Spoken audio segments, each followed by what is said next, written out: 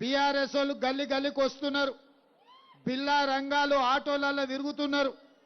బావ బామ్మార్దులు ఇద్దరు కలిసి బిల్లా రంగాలని వెనకటికి దోపిడీ దొంగలు ఉండే ఆ దోపిడీ దొంగలకు వారసులైన బావ బామ్మార్దులు ఇవాళ ఆటోలలో తిరిగి గల్లీలల్లా మీకు అందరికీ పొర్లుడు దండాలు పెడుతురు.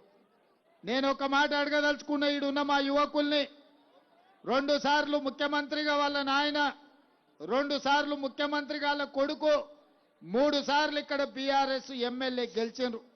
ఏనాడన్నా మీ బస్తీకి వచ్చిండ్రా? ఏనాడన్నా మిమ్మల్ని కలిసిర్రా? ఏనాడన్నా మీతో మాట్లాడినరా? ఏనాడన్నా బెంచ్ కారు దిగి ఆటో ఎక్కినరా? ఇవాళ ఒక్క దెబ్బకే దిమ్మ తిరిగి గల్లీలలో ఆటో ఎక్కి తిరుగుతుర్రు. ఎన్నికలు అయిపోయే లోపల ఆటోలో తిరుగుడు కాదు, అంగిలాగు చించుకొని అమీర్పేట చౌరస్తలా మైత్రి వనం దగ్గర గంతులేయాల్సి వస్తుంది.